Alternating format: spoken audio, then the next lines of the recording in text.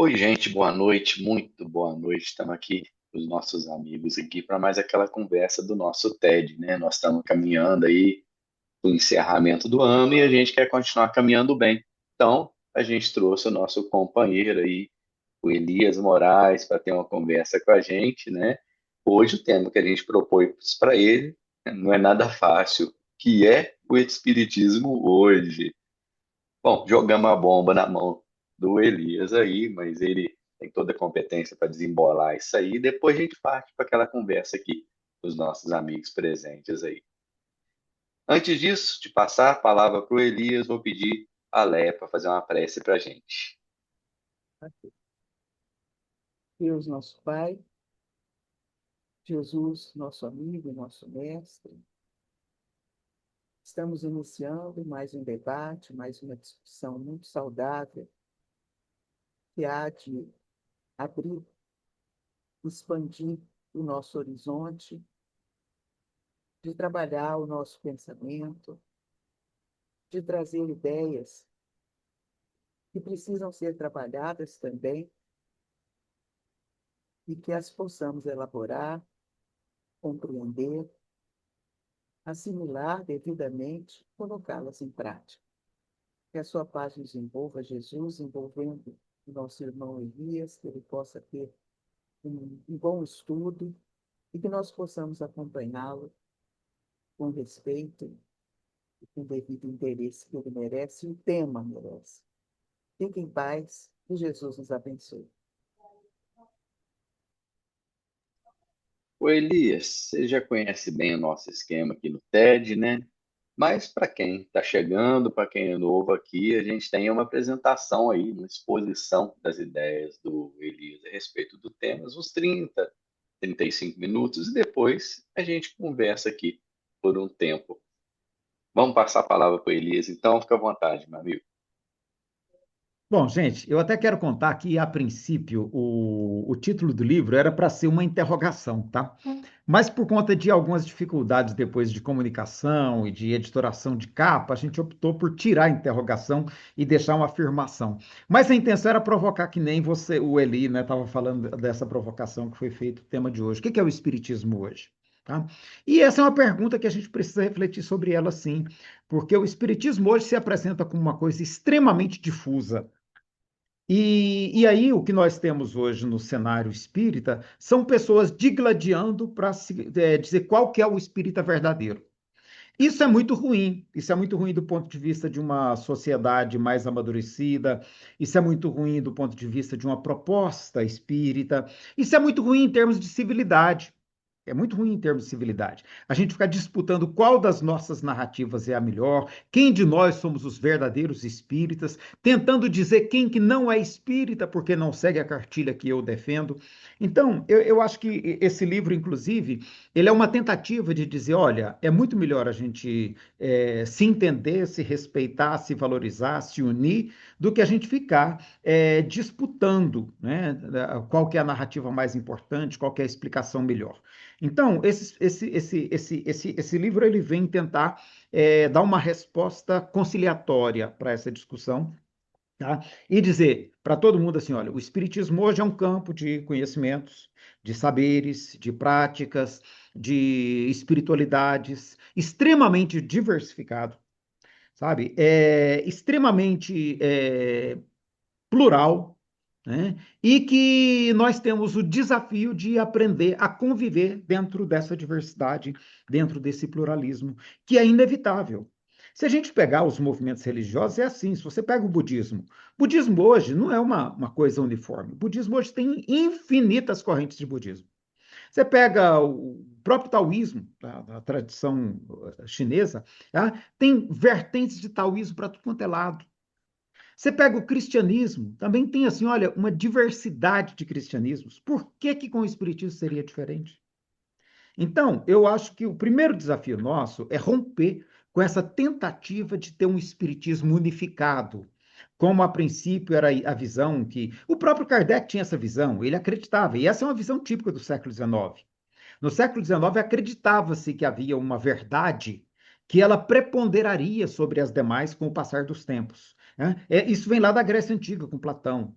Então, essa ideia de que existe uma verdade idealizada, transcendente, e que nós vamos nos aproximando dela pelas reflexões, pelos estudos, essa é uma utopia platônica que a realidade concreta da vida mostrou que não existe, não é possível, né? O que nós temos é uma sociedade que vai se diversificando cada vez mais, e aí entra a teoria dos sistemas complexos, ou a teoria do caos, para quem prefere. Eu adoro o nome teoria do caos, porque sugere algo incontrolável que está fora da nossa capacidade de controle, né? Então, a teoria do caos, ou a teoria dos sistemas complexos, ela vai dizer exatamente isso, que os sistemas, na medida que amadurecem, que se desenvolvem, que evoluem, a palavra evolução aí até tem um emprego interessante, esses sistemas vão se complexificando, vão se diversificando, né? Eles têm elementos comuns, mas vão se abrindo cada vez mais em novas frações, né? Então, novos fractais, né? Então, os sistemas eles vão se diversificando, eles não vão se uniformizando. Então, é muito interessante quando a gente percebe essa perspectiva e aplica ela ao Espiritismo. Então, eu penso que o primeiro desafio nosso e a primeira resposta que eu daria é isso. O Espiritismo é um campo muito vasto de conhecimento, de saberes, de práticas, e que tem uma diversidade muito grande, nos convidando, portanto, ao entendimento e ao respeito mútuo na convivência dentro desse campo de saberes. E aí, isto posto, né, o que então identificaria o Espiritismo? E aí, o próprio Allan Kardec, ele mesmo admitia que o espiritismo poderia ter budistas espíritas, protestantes espíritas, católicos espíritas. Ele admitiu isso no início, né? No início. Aí, depois, lá para frente, eu não sei se ele ainda sustentaria essa posição, porque foi ficando cada vez mais difícil de sustentar. O movimento espírita foi se configurando como um movimento religioso, por mais que ele resistisse a esse movimento. Isso aconteceu ainda com ele em vida, né? E ele foi tendo que conciliar essas questões. Mas o que identifica o Espiritismo, então? Kardec vai entender que o que identifica o Espiritismo são alguns princípios centrais. E aí ele nunca definiu também esses princípios. No Livro dos Espíritos tem uma lista muito extensa. No que é o Espiritismo ele é mais sucinto. Em outros livros ele... Então ele mesmo acabou não apresentando uma lista, mas existe hoje mais ou menos alguns, e mais uma vez não é um único consenso, alguns consensos. Meu Deus, o Jacarandá, né? O Jacarandá apresenta 7. O Quintanilha apresenta 5. E os 5 que ele apresenta, eu entendi que um deles, pelo menos, não é mais consensual, porque tem outros que Herculano Pires também trabalha alguma coisa, então tem divergências. Eu optei por escolher o que eu achei que era mais comum, os 5 princípios mais comuns, né? Que são a ideia de Deus. Eu não vou me referir à existência de Deus, porque não entendo que é disso que se trata, tá? Não se trata de discutir se Deus existe ou não. Trata-se de discutir que ideia nós fazemos de Deus, né? A ideia que nós fazemos de Deus, o entendimento de que a vida, de que existem espíritos, de que nós somos espíritos, né? Somos espíritos vivendo uma experiência no ambiente terreno, de que a vida continua após esse aprendizado que nós estamos vivendo, de que nós podemos viver várias vezes e de que tudo isso culmina num progresso. Esses são os 5 princípios mais comumente aceitos, né?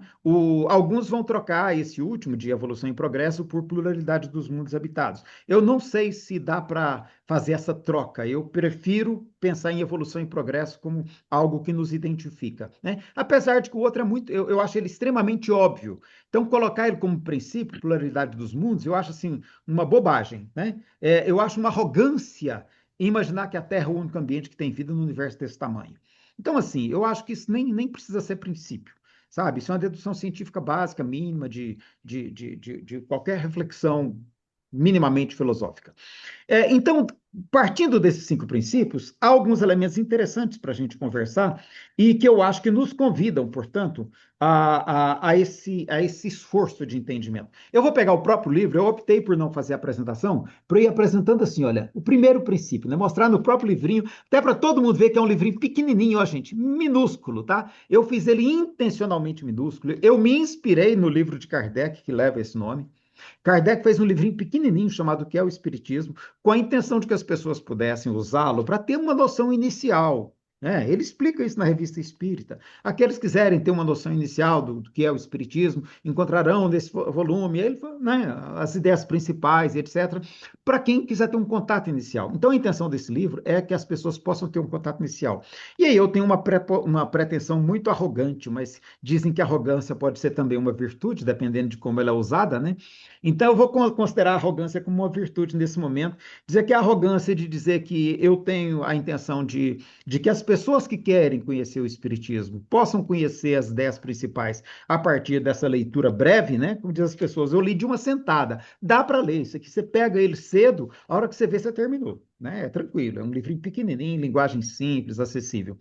E eu tenho a pretensão também de que pessoas que já conhecem o Espiritismo queiram trocar ideia, falar, deixa eu ver o que esse cara está pensando, como é que ele está respondendo essa questão, né? O que ele acha que é o Espiritismo hoje, e apresentar um panorama das discussões que têm acontecido. Então, eu acho que mesmo quem já é espírita há muito tempo, quem já conhece toda a obra de Kardec, eu acho que pode ter algum ganho no sentido de perceber as discussões que estão acontecendo no meio espírita atualmente, né? Eu não sou nenhum doutor, nem uma sumidade em espiritismo, mas nada, 50 anos de movimento espírita já vão dando a gente, né? 50 nada, eu nasci espírita, eu posso falar 68 anos, né? É claro que você tira aí uns 10, 15 aí que não vale nada, mas assim, você vai mais ou menos vivi no ambiente federativo, conheci muita coisa do ambiente federativo, né? Vivi fora do ambiente federativo também um pouco. Então, com isso, a gente consegue fazer uma leitura, e essa é a leitura que eu apresento, né? Eu sei que o Quintanilha tem outra leitura, que o Jacarandá tem outra leitura, que o Márcio Salles Saraiva tem outro livro, né, excelente também, é uma outra leitura, né? Adoro Encontro com o Espiritismo para o século XXI também faz outra. E assim, eu acho que é uma leitura a mais, não tem pretensão nenhuma mais do que isso, mas que eu acho, eu entendo que pode facilitar. E aí, então, vamos pegar, fazer uma passada geral em cada um dos princípios, só para eu compartilhar com vocês quais são as preocupações que eu vejo hoje ao discutirmos esses princípios espíritas numa perspectiva de século XXI, né? Kardec fez uma discussão baseada no que ele tinha do século XIX. Eu entendo que discutir isso no século XXI traz muitas mudanças. Inevitavelmente traz muitas mudanças. A menos que a gente não queira ver o que mudou de lá para cá. Né? Mas aí é uma escolha pessoal também, tá? Então, discutindo, aqui eu pus a existência de Deus, tá? Porque eu acho que fica mais fácil para as pessoas entenderem. Mas o que eu discuto aqui em existência de Deus, eu já vou recorrer a um filósofo materialista e ateu, mas que eu acho que foi quem melhor, quem ofereceu para nós uma ferramenta muito boa para a gente pensar no assunto, né? O Feuerbach, ele diz assim, olha, não foi Deus quem criou o homem à sua imagem e semelhança, foi o homem que criou Deus à sua imagem e semelhança. Eu posso até discordar dele nessa ideia de que não foi Deus que criou o homem, porque a gente não sabe nem o que é Deus, a gente não, né? Então essa ideia de criação é uma ideia que está embutida nisso, fomos ou não criados? Existe ou não uma criação? Como é que a gente compreende isso? Né? O Espiritismo adota a vertente de que há uma criação, há não um ato, talvez não um ato criador, mas há um processo criador. Né? O Espiritismo parte dessa perspectiva, e eu acho que ela é interessante. A gente nem sabe o que é criar numa perspectiva cósmica, a gente não faz nem ideia disso. Né? Mas o fato de nós trabalharmos com a ideia de uma transcendência, o fato de trabalharmos com a ideia de transcendência, a gente vai ver que faz muito sentido o que ele diz, que cada um de nós explica essa transcendência à nossa maneira. Então, somos nós que inventamos a explicação para essa transcendência. Eu acho que compreender isso também facilita muito as nossas relações interpessoais em nível mundial. Porque eu vou entender os chineses que atribuem para eles essa transcendência, ela está no limiar que escapa à nossa concepção de Deus, escapa à nossa concepção de divindade, porque essa transcendência para eles, ela é física, ela é material, ao mesmo tempo que é transcendental, porque a ideia de tal, né? O tal, essa harmonia do universo, esse equilíbrio inerente a tudo que existe no universo, sabe? É uma ideia absolutamente diferente da concepção de Deus que a gente tem. Eu sei que há religiões cristãs que acusam os chineses de serem ateus por causa disso. E, assim, eu vejo que para eles não faz o menor sentido, porque eles falam assim, ateus, como assim? Nós não temos nada a ver com essa ideia nem de religião de vocês. Eu fui convidar uma pessoa para vir fazer uma entrevista no canal Fronteiras, ele recusou muito, assim, honestamente, e disse, olha, eu não vejo pontes de diálogo entre a nossa cultura e a de vocês. Ele foi muito direto. Falou, eu não vejo ponte de diálogos. Vocês falam espiritualidade, para nós a nossa perspectiva é muito diferente de tudo isso que vocês cultivam. E eu não quero ir para um debate onde eu tenha divergências em relação a você. Eu prefiro que não, né? E ele me indicou uma outra pessoa brasileira, budista, tá? Que ele falou, olha, eu acho que você vai fazer um diálogo melhor com ele, porque ele vai te entender e você vai entendê-lo. Então é interessante quando a gente percebe essas diferenças de uma maneira respeitosa, sem censura, sem crítica, sabe? Quando a gente percebe que o panteísmo do Spinoza não precisa ser visto como problema, pode ser entendido como maneira de compreender o mundo, a vida e a transcendência. Então, aquela visão crítica do panteísmo que existia no século XIX e da qual Kardec lança mão para defender essa ideia do Deus de Tomás de Aquino, né, do Deus agostiniano, que é esse Deus que ele apresenta, né? Então, a gente não precisa ficar preso a ela hoje, em pleno século XXI. A gente pode entender que a ideia panteísta não precisa ser jogada fora. A gente pode entender que o politeísmo dos povos originários, dos povos africanos, dos povos indianos, o politeísmo que alimenta o imaginário de quase metade da população do planeta Terra, sabe? Esse politeísmo não precisa ser visto numa perspectiva moralizante, hierarquizada, onde a gente considere o monoteísmo como superior. Não precisa. Nós podemos entender que é uma maneira diferente de perceber, de compreender a natureza, de perceber o sagrado em todas as coisas, de perceber o sagrado no rio, o sagrado no lago, o sagrado na árvore, o sagrado no solo, na terra, o sagrado na chuva, o sagrado nas nuvens, no céu, no sol, no ar que eu respiro. Essa perspectiva politeísta, ela é muito bonita para a gente jogar lá fora, porque a gente abraçou uma perspectiva monoteísta que é a do cristianismo. Então, eu entendo, e aí eu discuto isso aqui, sabe? Eu discuto isso nesse primeiro princípio sobre Deus. Eu discuto a possibilidade de a gente aprender com todas essas explicações a respeito de Deus e não simplesmente queremos colocar a nossa como principal em detrimento de, assim, em prejuízo de todas as outras. Sabe? Eu penso que é possível a gente estabelecer entendimento a partir também da diversidade de visões a respeito de Deus. Aí eu discuto a vida após a morte, né? Eu faço essa pergunta. Há vida após a morte? Né? E essa pergunta eu vou responder com os estudos científicos que tem hoje.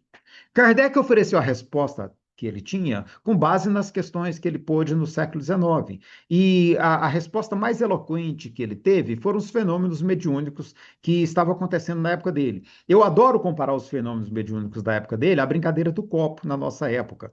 Eu não sei como é que foi a juventude de vocês, mas a brincadeira do copo era moda quando eu era jovem, tá? E muita gente me chamava, Elias, tal. Eu era meio kardeciano, eu não botava muita fé nesses trem e acabei não participando de nenhuma, sabe? Mas assim, eu vi muita gente falar que tinha coisa que dava certo, né? E agora, mais recentemente, eu fui desafiado por uma outra moda, tá? Eu descobri que as crianças lá da Vila Mutirão brincavam uma tal brincadeira de Charlie Charlie. E eu fui, o que que é isso, meninada, né? Eu fui entender e o Gustavo vem para mim e fala assim: "Não, tia, assim, ó, a gente senta, faz uma roda, bota o lápis no chão e fala: Charlie, Charlie, você está aí? Se o espírito estiver lá, tio, o lápis mexe. Eu falava, mas gente, de onde vocês tiram isso? E eu falava, mas alguma vez já mexeu? Ele falou, tio, uma vez mexeu. A gente saiu correndo, né? Então, assim, e já teve, aí outros meninos contaram que eles fizeram a brincadeira e que o Charlie, né, acertou algumas respostas. Então, gente, isso aí sempre existiu. Kardec entendeu que aquilo seria uma novidade. E, nesse sentido, eu indico o livro do Rodrigo Farias, que ficou excelente, de Fenelon Kardec, que ele desconstrói de uma maneira muito singela, muito habilidosa, muito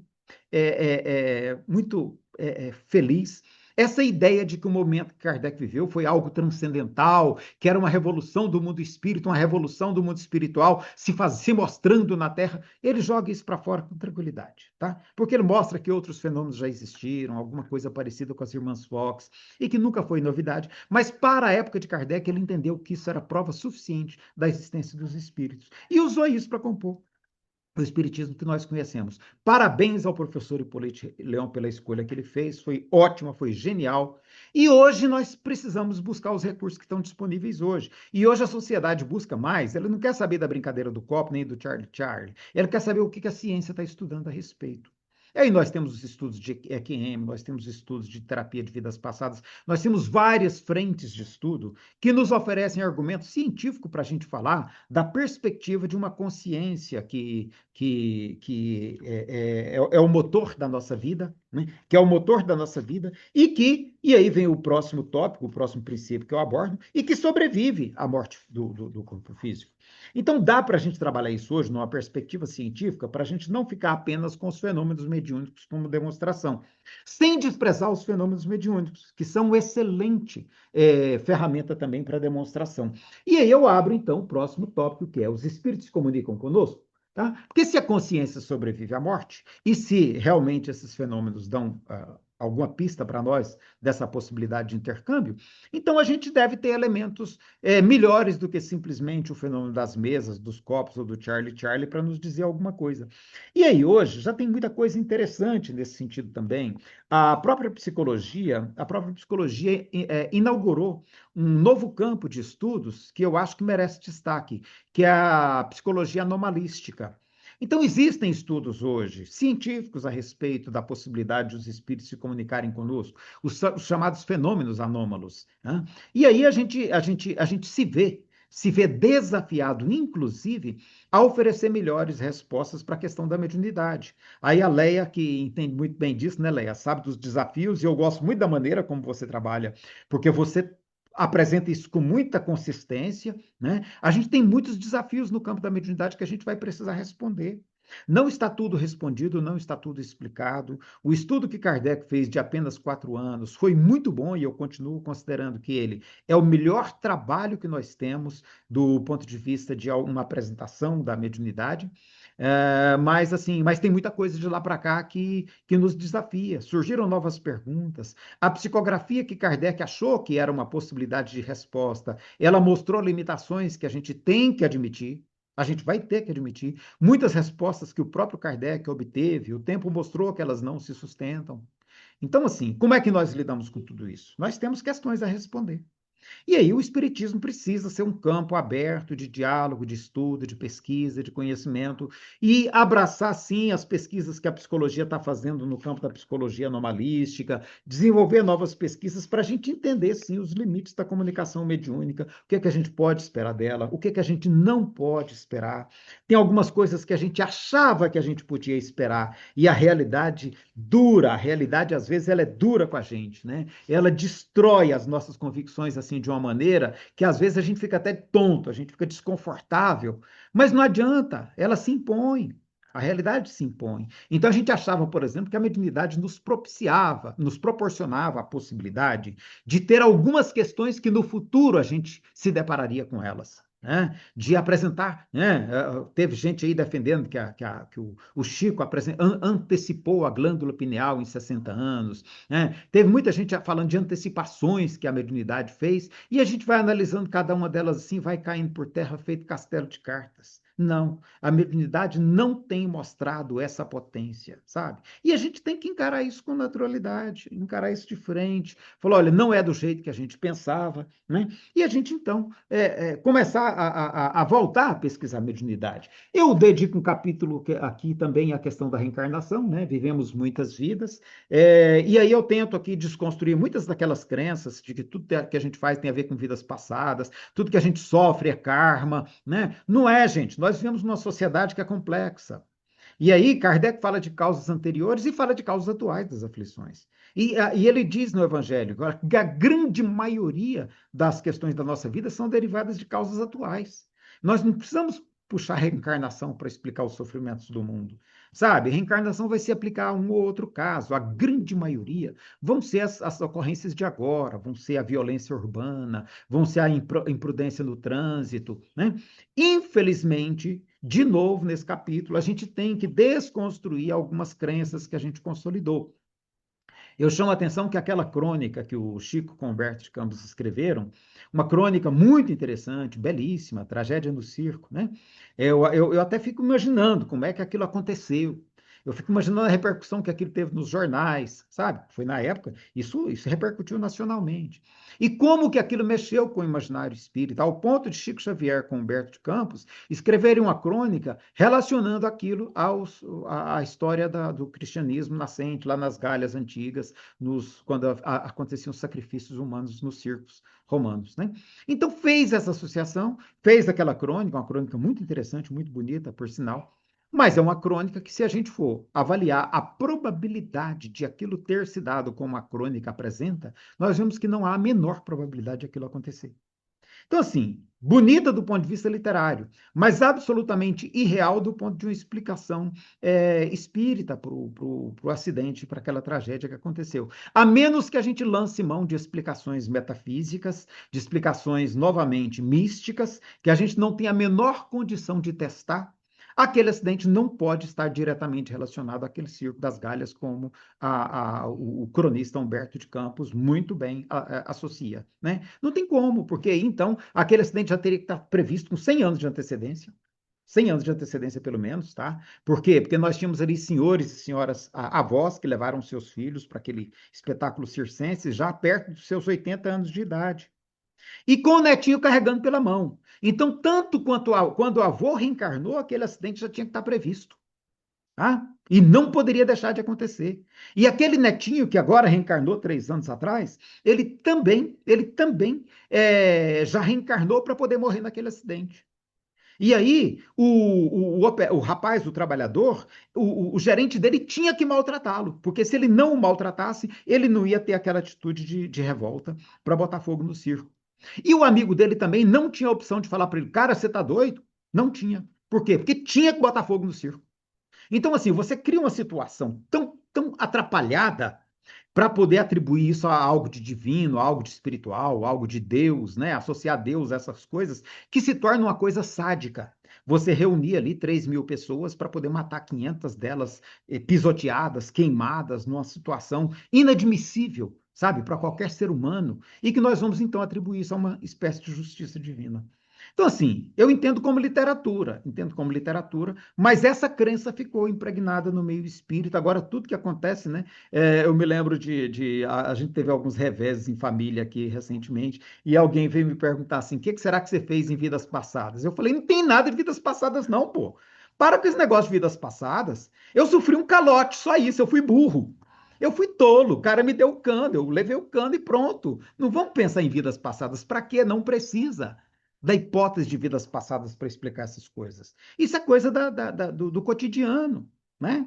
Agora, se eu for atrás do cara e der uma surra nele ou fizer coisa pior, aí sim é bem provável que na próxima vida eu tenha que resolver esse negócio, né?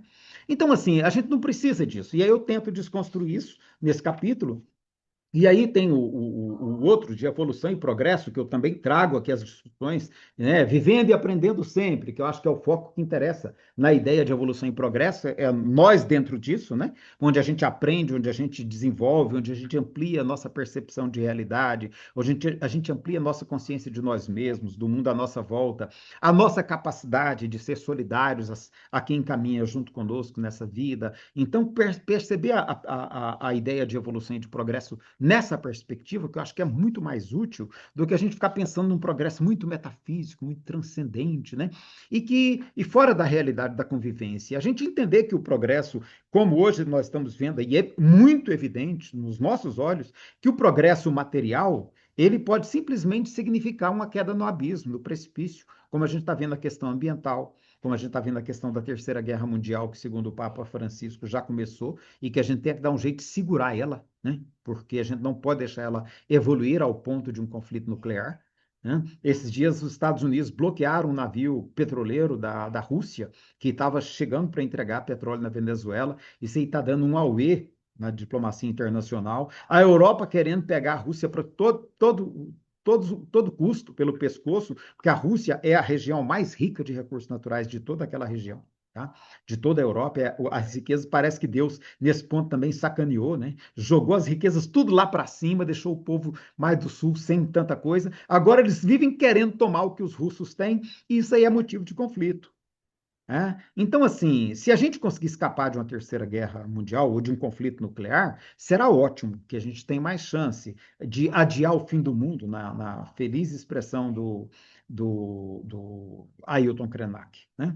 Então, assim, então nós estamos no dilema que mostra que o progresso não é algo tão simples quanto a gente pensava no século XIX, que é inevitável, que tem um vetor definido na direção de uma melhoria constante, né? E que não pode sofrer retrocesso. Talvez não do ponto de vista do aprendizado nosso, mas até isso a gente descobriu que se eu bobear hoje, eu posso me tornar um criminoso nessa vida, apesar de todos os avanços que eu já fiz.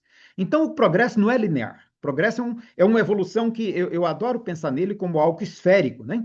Para todas as direções, em todos os sentidos, em todas as inúmeras potencialidades que eu tenho. Eu evoluo artisticamente, eu evoluo intelectualmente, eu evoluo afetivamente, minha sensibilidade, mesmo no campo da arte, eu vou ter vários campos para desenvolver, não vou desenvolver tudo numa vida.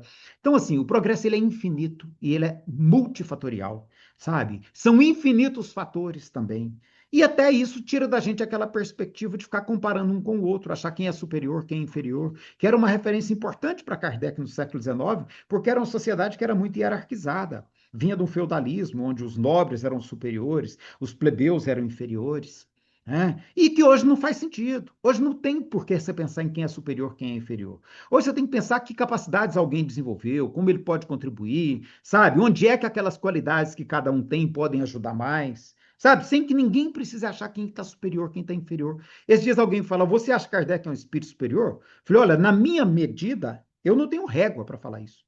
Eu sei que Kardec foi um cara genial sob vários aspectos, né? Sob outros aspectos, pode ser que alguém tenha críticas a fazer a ele. Sob outros aspectos, alguém pode ver qualidades melhores em outras pessoas. E eu não tenho problema nenhum com isso. Eu sei que a contribuição que ele deixou é fenomenal. E pronto, isso me basta.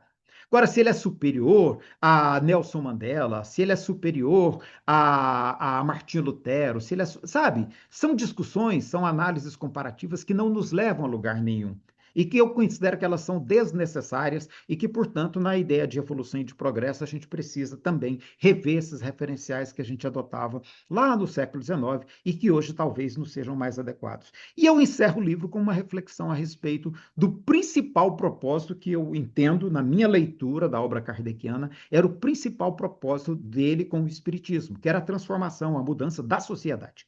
Kardec não pensou o espiritismo para fazer a mudança interior, transformação moral ou a reforma íntima, né, que é uma palavra que as pessoas gostam de usar, de ninguém. Kardec pensou o espiritismo como um movimento transformador do mundo, da sociedade. Isso é muito evidente quando a gente lê o conjunto da obra dele.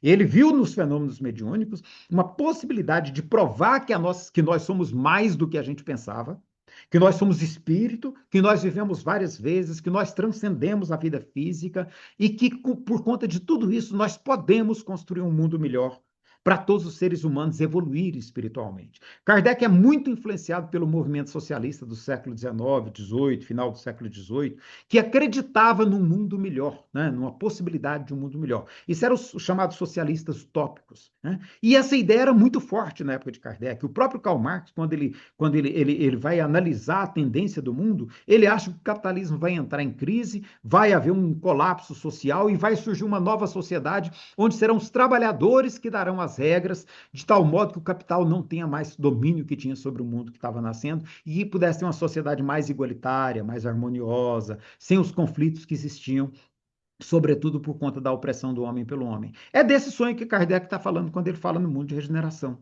Né? É disso que ele está falando. Então, Kardec também acha que o Espiritismo não vai ser ele que vai promover essa transformação, mas ele pode ser um importante coadjuvante para essa transformação. Então, Kardec, para ele, o espiritismo, a finalidade máxima dele era cooperar para que essa transformação social acontecesse, inaugurando na Terra uma era baseada na solidariedade, no amor ao próximo, né, nos valores do Evangelho. Kardec acreditava que isso seria possível e que se consolidaria durante o século XX. E nesse ponto, uma pena que ele não tenha acertado nessa antevisão, porque a gente já estaria muito melhor hoje. Mas pelo menos a gente, e aí eu tento fazer isso nesse livro, diz assim, olha, o sonho fica. Não foi possível até agora, mas é esse sonho que deve nos mover enquanto sociedade, tentando construir um mundo efetivamente melhor, onde a prioridade seja o nosso desenvolvimento espiritual, seja o desenvolvimento das nossas potencialidades espirituais, e não essa guerra material insana na qual a gente vive, explorando uns aos outros para poder acumular riqueza, para deixar para não sei para quem, né? Então, acho que se a gente conseguir entender que o Espiritismo é um convite a essa visão transformadora de sociedade, eu acho que a gente entendeu a mensagem de Allan Kardec e tem como a gente ajudar a construir um mundo melhor, que ele chamava de mundo de regeneração. É isso que eu tinha a compartilhar com vocês, é assim que eu vejo o Espiritismo hoje. E eu acho que hoje ele, mais do que nunca, é um convite a uma ação transformadora no mundo para que a gente consiga transformar esse mundo num lugar melhor para todos. Elias, muito obrigado. A gente tem que agradecer, porque não é sempre que a gente tem um resumo feito pelo autor, né? E a gente passa aqui a palavra para os companheiros aqui. Quem quiser fazer uma pergunta, um comentário, fique à vontade. Vamos começar com o Ricardo. Ricardo, meu querido, o que que é isso? Que honra. Meu amigo, ouvir você, além da gente aprender muito, é extremamente prazeroso. A Aí, sua ó. fala é muito gostosa, além de ser instrutiva. Você sabe que eu não concordo com todas as suas ideias, né? Mas, Ainda bem, ainda bem. mas mesmo ouvi-lo é muito bom e isso me faz sempre meditar a respeito de conceitos que eu ainda não consigo identificar com você, mas que vai ampliando a minha maneira de raciocinar. Mas a gente tem muito mais coisas em comuns do que discordância, óbvio. Você começou com a coisa que me parece o mais importante, né? Os espíritas podem conviver mesmo sendo diferentes. Nós podemos buscar aqueles que se identificam conosco e prosseguir, né? Gambá cheira gambá. Se aquele grupo que eu tô não tá legal, não é o que eu penso, tudo bem, eu vou procurar outro grupo. Isso concilia as diferenças e evita o que eu vi muito aqui em Juiz de Fora, na época brava da polarização, pessoas que me diziam, sair dizendo, eu nunca mais volto ao centro, o meu centro espírita é bolsonarista. 2 dias depois, nunca mais volto ao centro, meu centro espírita só tem petista. Então, a gente não precisa deixar o centro espírita ou abandonar o espiritismo, porque a gente tem como se identificar com aquele grupo que se afiniza. Kardec falou isso, Elias, em janeiro de 1869, 2 meses antes da sua morte. Não foi no começo, não. Coloquei no chat aqui. O artigo é Estatística do Espiritismo. Janeiro de 69, cara que estava desencarnando. E ele manteve essa ideia, quer dizer, a vida toda. Ele fala em relação às ideias religiosas. Os espíritas são católicos romanos, 50%, judeus, 10%.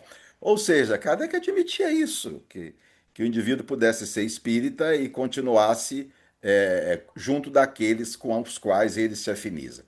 Eu acho essa ideia fantástica.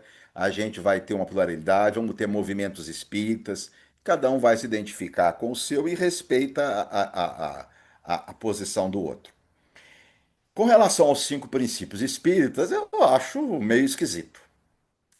Acho meio esquisito você ter escolhido 5 princípios espíritas. Kardec pôs 33 na introdução do livro dos Espíritos e tem 6.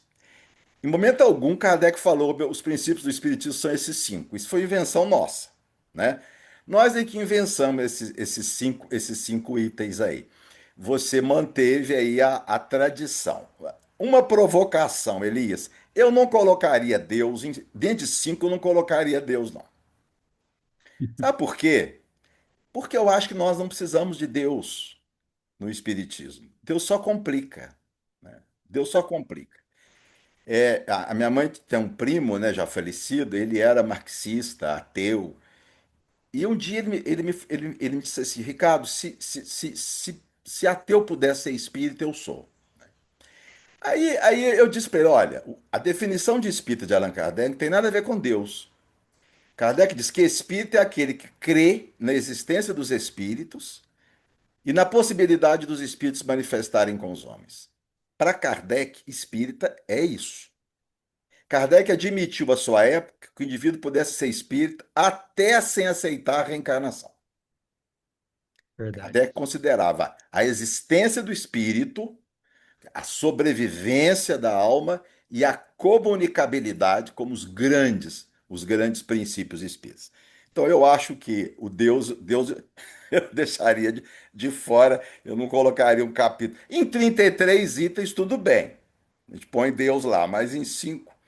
Mas e uma outra coisa também muito importante que você colocou é com relação mais para o final, você falando do cuidado em relacionar ao passado, né?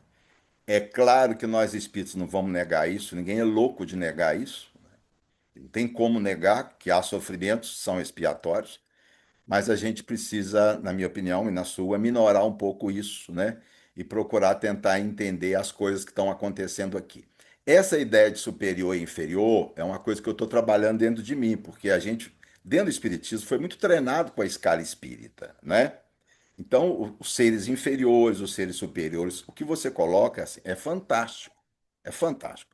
E eu acho que é um treinamento que a gente tem que fazer, porque a gente está sempre num processo de comparação sem querer. Fulano é o mais, Beltrano é o menos, é o mais brilhante, é o mais esforçado, é o mais talentoso, é o escritor mais. E cada um é o que é, não é? A gente tem que entender a pessoa, aproveitar o que a pessoa tem a oferecer, sem compará-la, sem relacioná-la com os outros. Eu acho que isso é uma coisa que não faz sentido e está tão arraigado na gente esse processo. A gente está sempre comparando, né? Há um tempo atrás, um cara se referindo a um expositor espírita de Minas falou: é o terceiro do Brasil e o primeiro de Minas. Eu falei: que coisa, é o terceiro do Brasil e o primeiro de Minas. Eu falei: puxa vida, será que fizeram alguma eleição, alguma pesquisa? Não, mas ele garantiu que aquele expositor era o primeiro de Minas e o terceiro do Brasil. Então, eu acho que isso é um cuidado que a gente tem que ter, e você ressaltou isso, foi muito bom, agradeço imensamente. No final, não deixa de colocar para a gente, porque me parece que o livro não está na Amazon, não é isso? Parece. Ainda não. É, tá uma Ah, briga com a editora. tá. Eu ainda não adquiri esse livro seu. É como a gente faz no final, deixa eu colocar no chat, por favor, tá bom? A gente pode também colocar na descrição do YouTube também. Você quer fazer algum comentário, Elias? Não, quero dizer que eu adorei. Agora já arrependi. Eu acho que eu vou reescrever o livro. Colocar só dois princípios, só dois.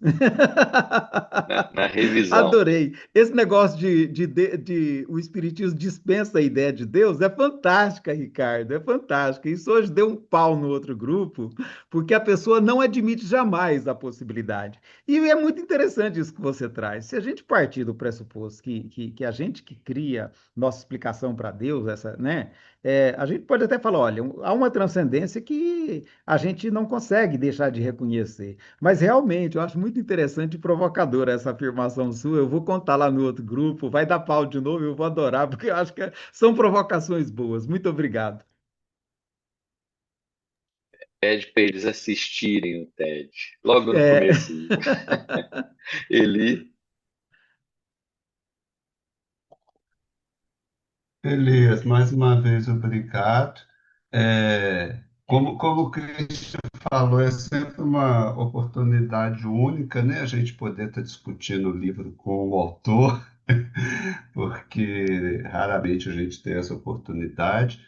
E é o que você falou no início, né? Eu já li o livro, é, e realmente, eu acho que pela idade, pelas carinhas aqui, eu acho que vocês vão me entender. Eu, quando era criança, tinha uma caixa que chamava tijolinho mágico. Não sei se vocês tiveram, uns bloquinhos assim, de madeira, que você construía casa, castelo, né?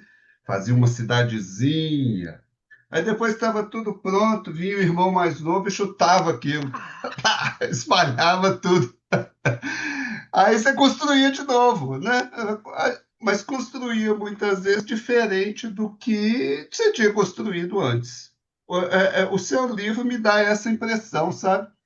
De que a gente tem os mesmos tijolinhos do espiritismo, mas que precisa ser reconstruído, né? Que uma construção anterior, que está muito ainda vigente, no sentido de certas ideias e certas consequências de ideias, né? Porque, obviamente, algumas delas não foram originadas com Kardec, mas foram desenvolvidas posteriormente, né? Vou dar só um exemplo, a ideia de uma pureza doutrinária, uma criação muito posterior a Kardec, e que perdurou e em alguns meios perdura até hoje, que no fundo impede todo esse vou chamar usar a palavra progresso do pensamento que, por exemplo, você está propondo, né? Tem muitas coisas, obviamente, eu acho que dá para a gente conversar muito, mas não temos tempo. Eu vou pegar uma só por enquanto.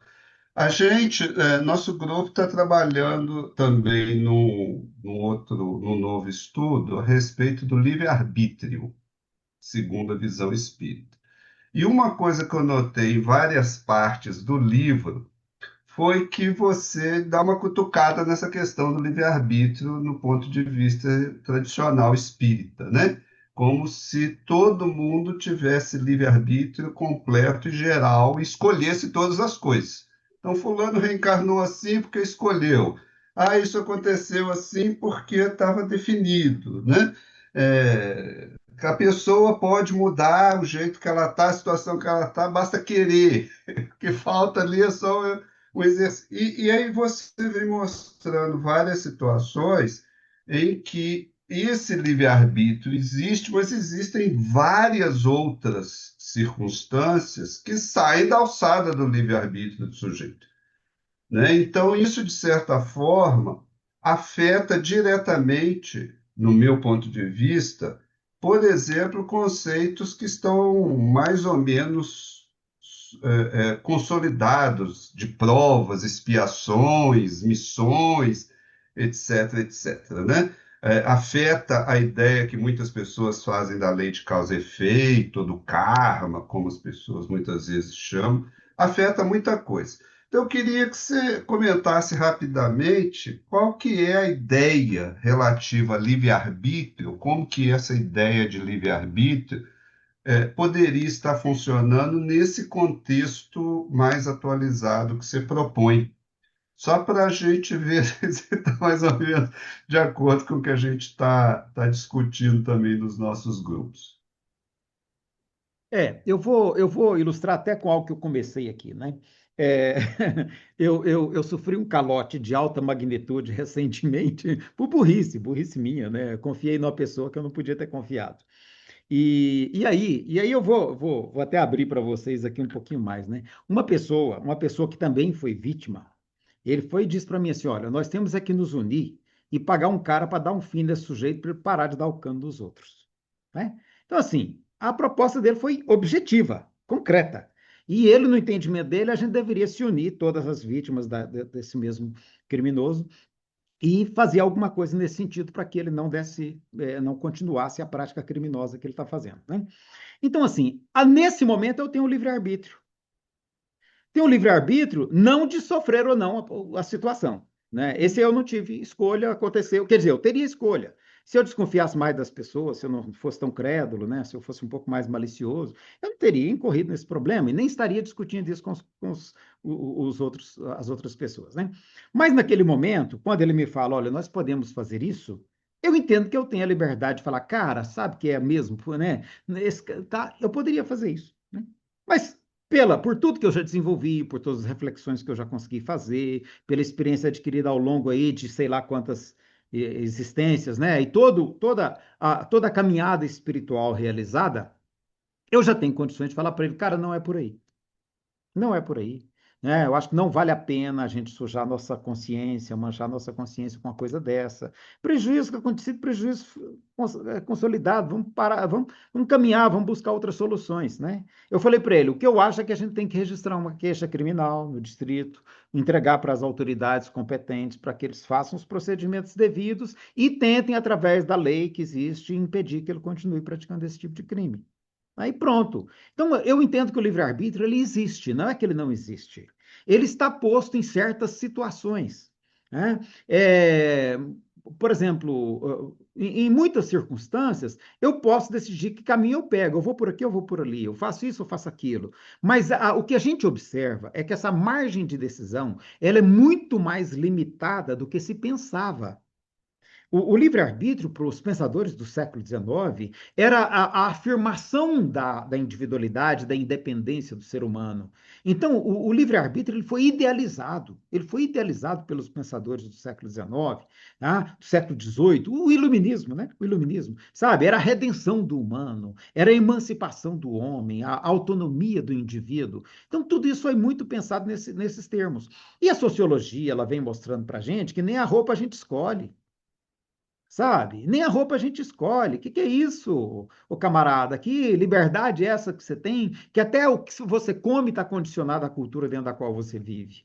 Então, assim, a gente tem que entender que o nosso livre-arbítrio não é tão amplo como a gente pensava, né? E aquele exemplo que eu coloco no livro é um exemplo real, sabe? Porque a gente estava fazendo um trabalho de apoio com uma menina aqui que saiu do Maranhão fugida do pai da criança, das duas crianças mais novas dela, porque era um homem muito violento, muito agressivo, e ela veio para cá fugindo mesmo, sabe? Com medida protetiva, com tudo, conseguiu que uma pessoa pagasse o aluguel dela aqui. Então, assim, a situação dela era dificílima, como é que ela trabalha, como é que ela, sabe? Como é que ela se posiciona, né? E aí eu junto o caso dela com de uma outra pessoa que sai de casa às 5 horas da manhã para trabalhar todo dia, sabe? Que chega em casa às 7 horas da noite. Então, assim, como é que você fala de liberdade, livre-arbítrio para essas pessoas? Não dá para a gente idealizar o livre-arbítrio. A gente tem que entender que o livre-arbítrio que a gente pode exercer, ele está condicionado por fatores sociais, sabe? Tem fatores sociais que são determinantes, tem fatores genéticos, tem fatores farmacológicos, né? O Ricardo domina isso aí muito melhor que eu, né? Mas acontece, por exemplo, um acidente ou às vezes até uma atitude criminosa de certos laboratórios farmacêuticos desencadeia uma série de consequências para as pessoas que fazem uso de determinados medicamentos que não está na alçada daquelas pessoas ficar livre daquilo. E de repente elas estão condicionadas às limitações que aquela circunstância produziu. Né? Então, assim, então são muitos fatores que são inibidores das possibilidades de autodeterminação das pessoas. E a gente tem que compreender que isso existe, sabe? E é isso que faz parte do processo de aprendizado dentro da reencarnação. Né? Kardec vai chamar isso de provação. Kardec chama isso de provas. E aí eu vejo que o meio espírita esqueceu muito o conceito de provas. Ficou muito no conceito de expiação. Então fica achando que tudo tem a ver com vidas passadas. Não, Kardec nunca disse isso. Né? A maioria, a grande maioria das situações são situações provacionais. São o quê? São as contingências da vida social, da vida em sociedade, sabe? Dentro das quais nós podemos aprender de alguma maneira.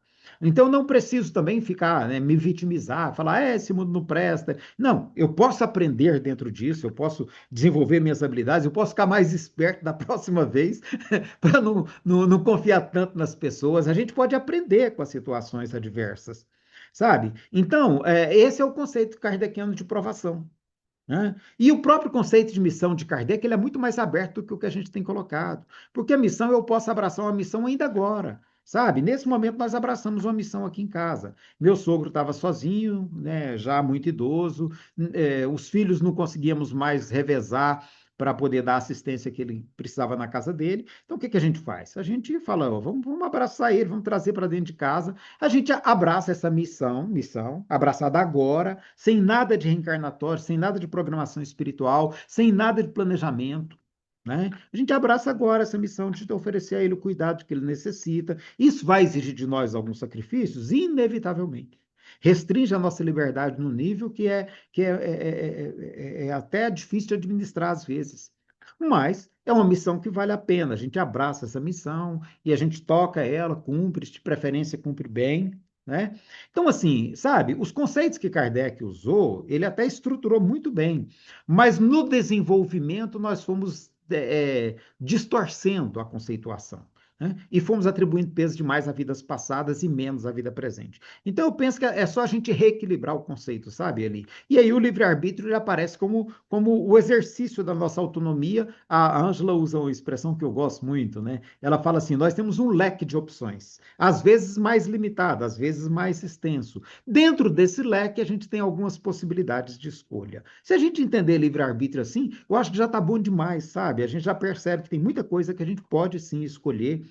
Sabe, a gente não precisa deixar a vida nos levar, né? Vida leva eu? Não, isso é só na música. Né? De preferência, a gente conduz nossas decisões, a gente faz as nossas escolhas muito racionalmente, às vezes mais intuitivamente, porque o racional não dá conta de tudo também, né?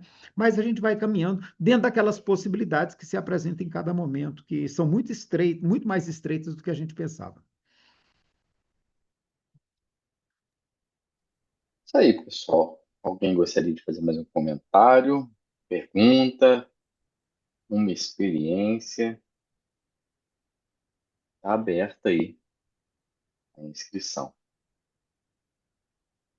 Bebete, Boa noite, pessoal.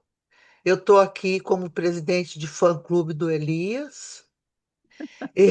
Não conheço esse grupo, embora esteja gostando bastante de todos. Achei muito importante a participação do Ricardo com as colocações dele. E é sobre o que ele colocou que eu gostaria de comentar. Então, assim, para mim, o que acontece em termos de polarização política advém da dificuldade de aceitar a discussão política dentro da casa espírita. Não falo de política partidária, mas de política enquanto polis, enquanto vida das pessoas, modo de viver, o que que a gente tem de conceito de caridade, que a caridade material não vai atingir a todos. Isso aí é uma coisa que a gente faz no varejo. No atacado, a gente tem que ir na direção da conscientização das pessoas em termos de direitos humanos, de classe social, de protagonismo. E aí sim a gente pode sonhar com uma diferença em termos de mundo, né? E assim, quando se coloca o lado direito e o lado esquerdo, inevitavelmente cada um tem suas características, cada um tem seus objetivos, tem seus modos de luta. E quando a gente escolhe um lado, a gente escolhe isso. Para mim é isso.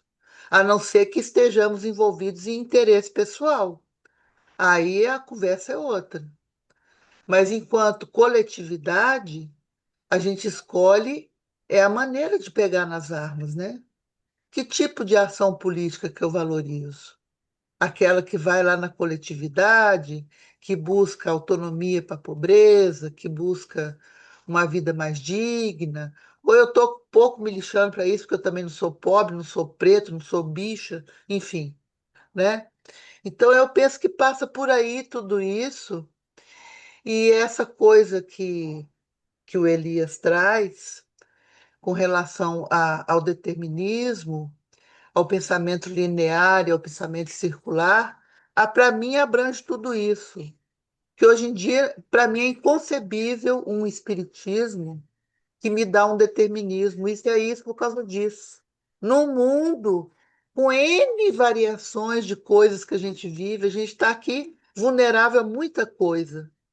Então, realmente é preciso desconstruir um bocadinho das nossas práticas, dos nossos conceitos, né?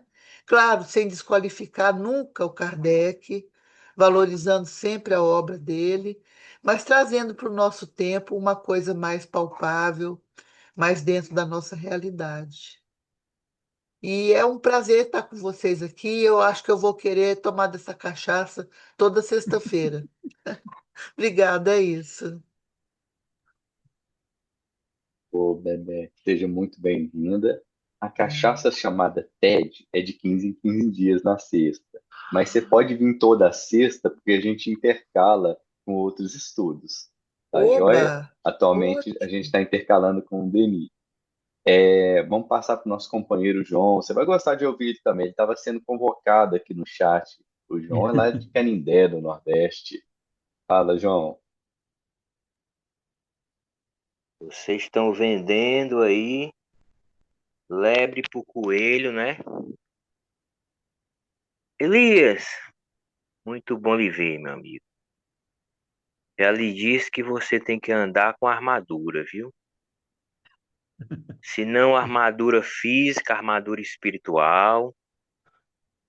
O pessoal acha que 4 anos atrás foi complicada porque não sabe como será próximo ano. Você pegou no seu livro uma abordagem bem teórica. O que você fez foi o seguinte: você adaptou os princípios ao século XXI. Quando se propõe a atualizar princípios espíritas, todos eles, seja do século XIX ou do século XXI, o objetivo é um só: formar pessoas de bem. Seja partindo do individual para o coletivo, seja partindo do coletivo para o individual. O Signatis aborda muito isso, né? Você forma grupos para poder surgir indivíduos, né? Independente de onde vá o movimento, é formar pessoas de bem. Toda preocupação espírita é essa.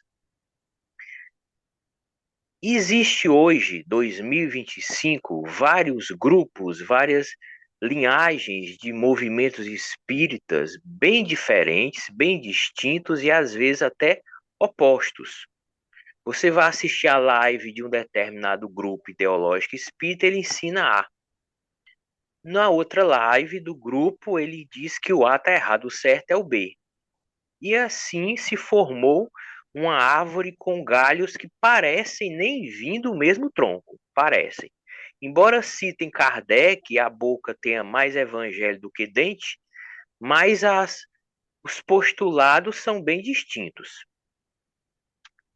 Não teria, Elias, tu tá notando que eu tô te tirando da nuvem, né? Tô te trazendo pro chão. Não teria a sua visão. Você acha que todos esses diferentes, essas linhagens, esses tipos de espiritismo, todos eles levam ao bem de uma forma ou de outra? Não existiria um grupo muito grande que tem crescido ao longo das décadas que não necessariamente levaria ao bem?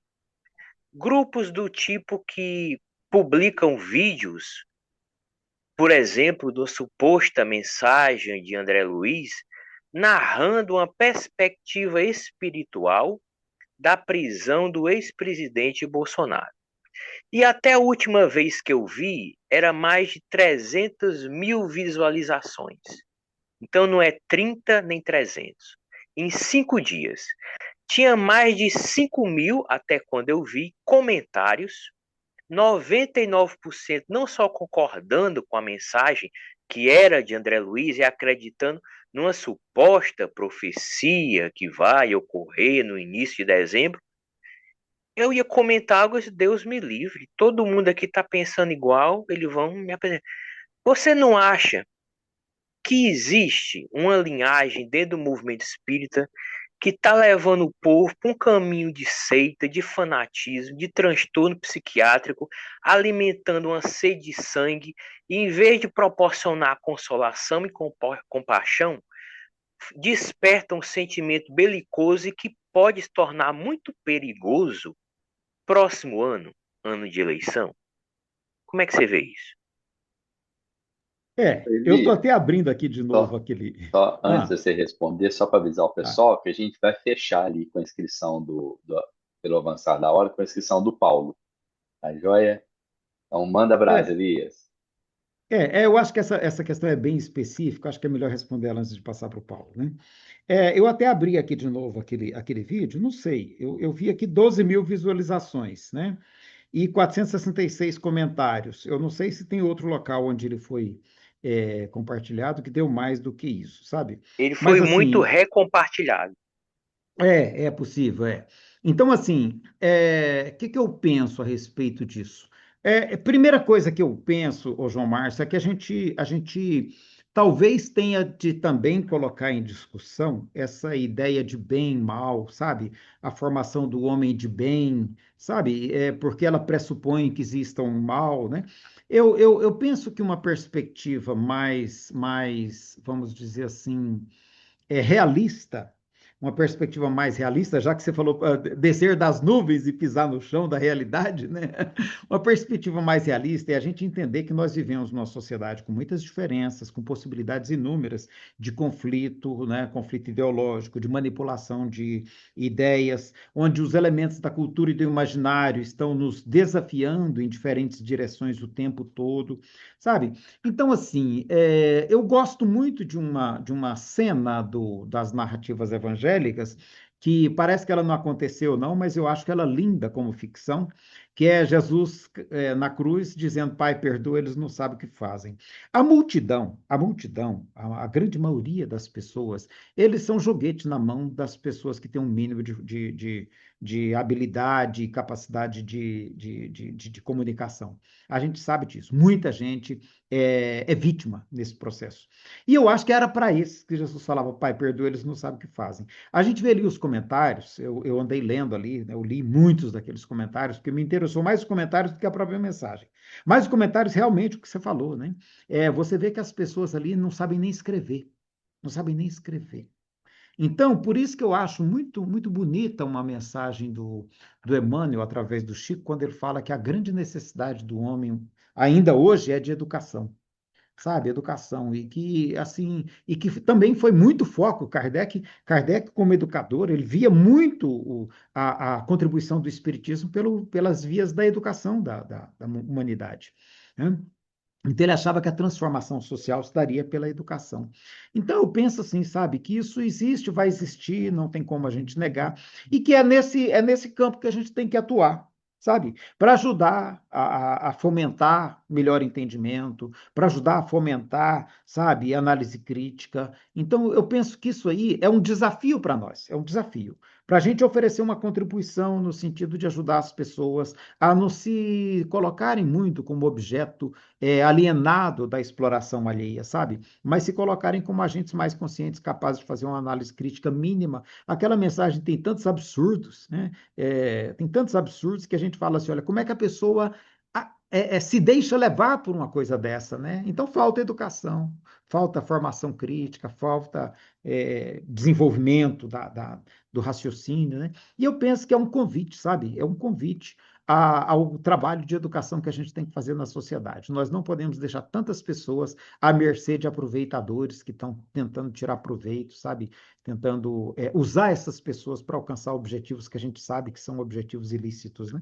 Até uma colega falou, o que que a gente faz? Eu falei, olha, tem a esfera criminal para a gente denunciar, né? A hora que a pessoa tiver de pagar uma boa indenização por causa daquelas bobagens que ele falou, sabe? Tiver responder um inquérito criminal, quem sabe ele começa a desconfiar e não fazer mais isso, né? Paulo, bom ter você de volta aqui, meu amigo. Vamos lá. Oi, pessoal. Boa noite, tudo Bom, bem? Paulo. Elias, muito obrigado. Há algum tempo eu não tenho podido participar e eu sinto uma saudade danada de grupos como esse. Já falei várias vezes aqui. Eu sou muito grato à forma como as coisas são feitas aqui, as contribuições como a sua, né? Então, muito obrigado. É muito bom estar de volta. Eu vou um pouco no sentido do que o João nos convidou a pensar, mais no início da questão dele do que no final.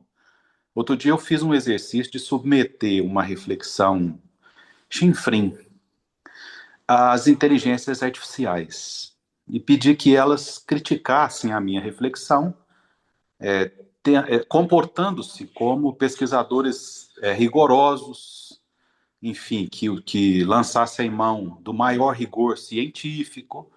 E eu lancei uma questão simples, né? A questão da sobrevivência da alma ou do espírito à morte. E uma das referências que eu achei muito interessante, né, dentre as coisas que eu gosto de estudar, a filosofia da ciência é uma. E o Feuerbach, que você citou aqui, foi uma das referências para a fundamentação crítica e, ao mesmo tempo, para a sustentação de que é possível investigar o fenômeno espiritual com base no rigor científico, sem lançar a mão do argumento de Kardec de que o mundo espiritual não pode ser sujeitado a uma investigação científica. Pode, né? Se você fizer os recortes que estes filósofos da ciência contemporâneos ou modernos nos adverte, é um fenômeno como qualquer outro. Tudo pode ser investigado à luz da ciência. E para que seja ciência, tem que ter limites. Né? E aí a minha pergunta é nesse sentido. Que metodologias você empreendeu como sociólogo? O quanto você chamaria essas metodologias de científicas? E quais os pontos cegos da metodologia que você empreendeu? É. Ó, do Paulo a gente não pode esperar pergunta fácil. Obrigado, Paulo. Obrigado. Assim, veja bem, esse livro que é o Espiritismo, ele é um trabalho bem mais singelo, né? Eu até diria que eu ele é muito mais um resumo. Eu vou ter que responder a sua pergunta em relação à pesquisa do Contextualizando Kardec e a pesquisa do processo mediúnico, né? Que ali sim eu tenho uma pesquisa estruturada, tenho um método, né?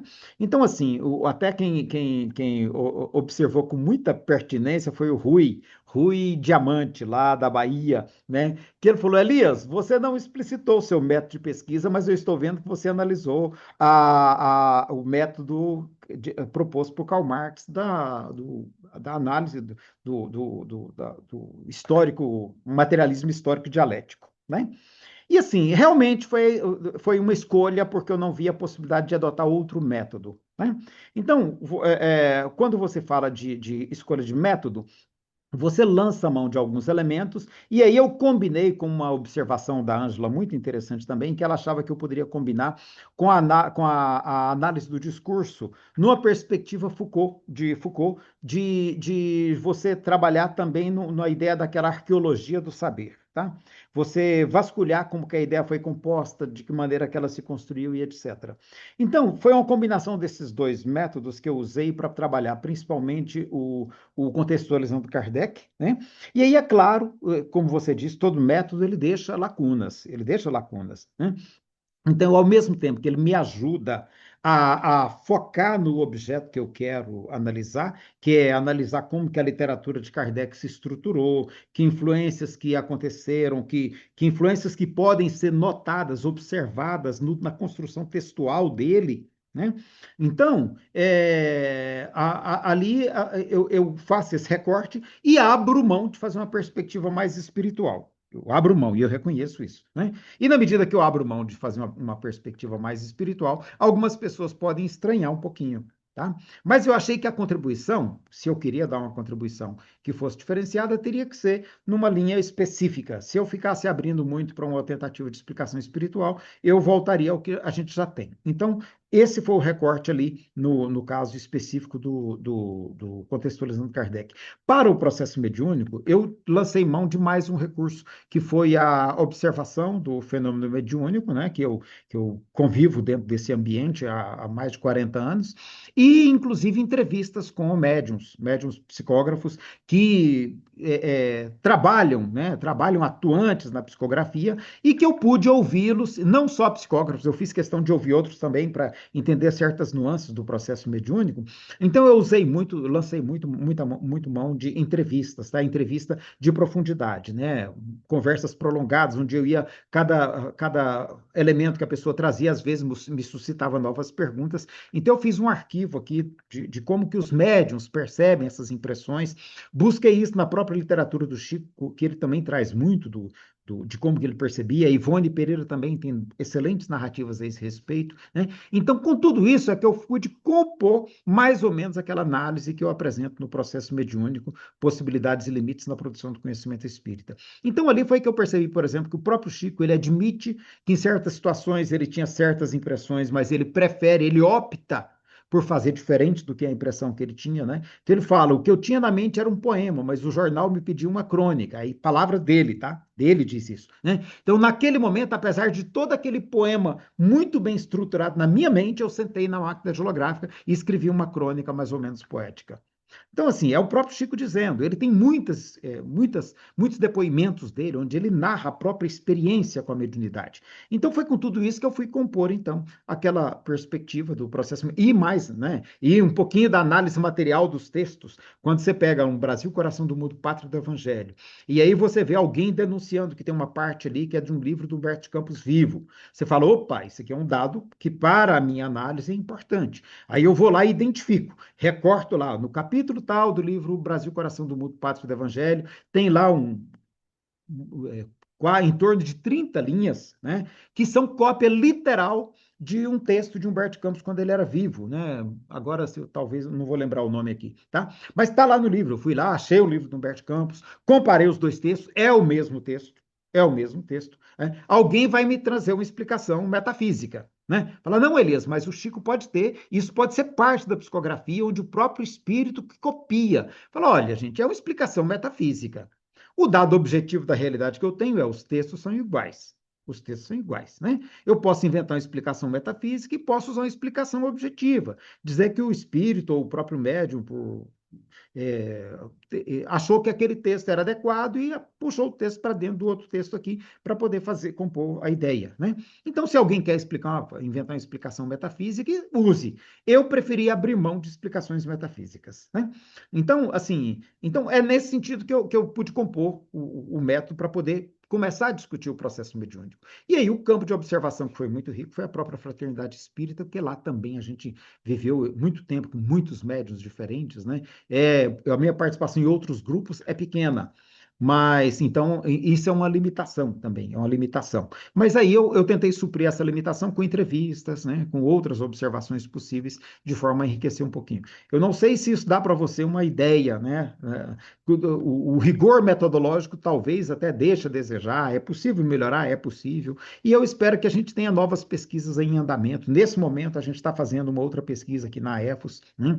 Já com orientação da Universidade Federal, da PUC. Então, a gente está fazendo um trabalho mais consistente do ponto de vista metodológico.